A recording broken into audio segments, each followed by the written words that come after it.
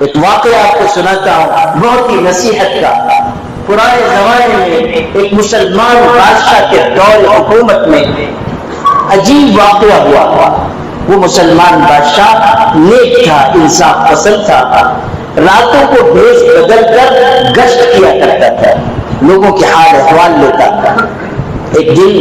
وہ گشت کر رہا تھا، حلیہ بدلا ہوا، بھیس بدلا ہوا، چند سپاہی ساتھ میں تھے اور بادشاہ عام لوگوں کے لباس میں گلیوں میں گشت کر رہا تھا۔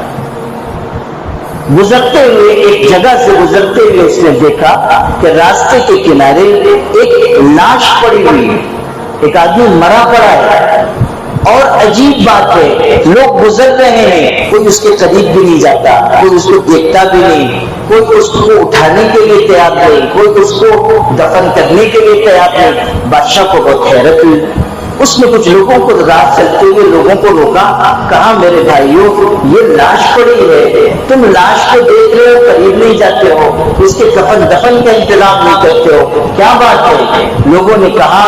ہم میں سے کوئی بھی اس کے قریب جانا پسند نہیں کرتا، اس لیے کہ یہ شرابی اور بدکار انسان ہے، ہم میں سے کوئی اس کے کفن دفن میں شریک نہیں ہوگا، اس نے ہر رات بدکاری کی، اس نے ہر روز شراب کی، ہم میں سے کوئی شخص اس کو پسند نہیں کرتا ہے، کوئی قریب نہیں جائے گا۔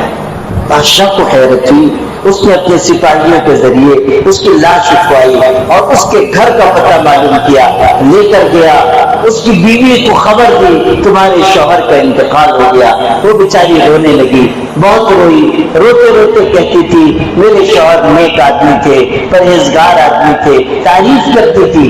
بادشاہ کو حیرت ہوئی کہ لوگ تو کہہ رہے ہیں کہ شرابی تھا، بدکار تھا، اور بیوی کہہ رہی ہے نیک تھا، پرہیزگار تھا، یہ کیا ماجرا ہے؟ تو اس نے اس سے پوچھا کہ آپ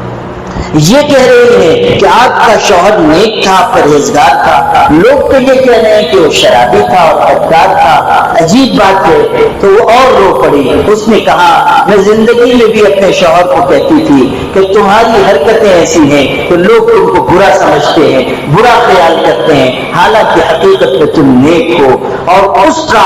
راز یہ ہے، بیوی کہہ رہی ہے، بیوی کا بیان ہے، دل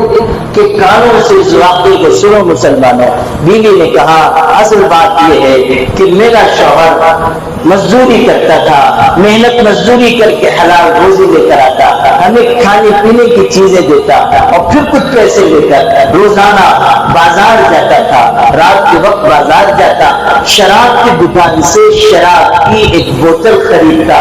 لوگ اس کو شراب خریدتا ہوا دیکھتے تھے اور سمجھتے تھے کہ یہ شراب پینے جا رہا ہے، لیکن میرا شوہر شراب نہیں پیتا تھا، وہ بوتل لا کر کسی نالی میں توڑ کر شراب بہا دیتا تھا اور کہتا تھا اللہ میں نے اتنی شراب سے تیرے کسی مسلمان بندے کو بچا لیا، اتنی شراب سے میں نے اپنے کسی مسلمان بھائی کو بچا لیا، اور تو میں کچھ نہیں کر سکتا مگر اتنا تو کر سکتا ہوں کہ اتنے پیسے خرچ کر کے اس شراب سے اپنے بھائی کی حفاظت کروں۔ پھر جاتا تھا کسی بری عورت کے ہاں، بازاری عورت کے ہاں، کسی کوٹے پہ جاتا اور وہاں جا کر بری عورت کو پیسے دیتا اور اس کا دروازہ بند کر کے مصلی بچھا کر رات بھر نماز پڑھتا تھا، اور جب صبح ہونے لگتی تو کہتا اللہ میں اور تو کچھ نہیں کر سکتا مگر ایک رات کے لیے میں نے اپنے مسلمان بھائیوں کو اس بری عورت کے ساتھ بدکاری کرنے سے بچانے کی کوشش کی ہے، اللہ تو میرے عمل کو قبول فرما دے،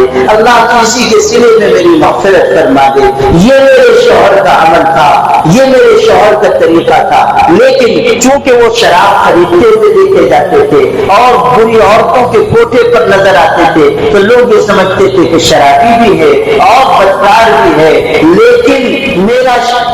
شوہر اصل میں حقیقت میں بہت نیک تھا۔ البتہ میں زندگی میں اپنے شوہر سے کہتی تھی کہ دیکھیے آپ کا عمل ایسا ہے کہ آپ کو لوگ برا سمجھتے ہیں، جب آپ مریں گے تو کوئی آپ کے جنازے میں شریک نہیں ہوگا، کوئی آپ کے قریب آنا پسند نہیں کرے گا۔ اور میرا شوہر مجھ سے یہ کہتا تھا کہ اللہ کی بندی نیکی کبھی ضائع نہیں جاتی، نیکی کبھی برباد نہیں ہوتی،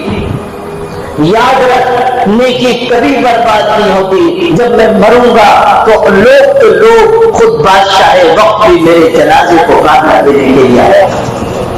بادشاہ ہے، بس یہ بات سننا تھا کہ اس بادشاہ کو رونا آ گیا،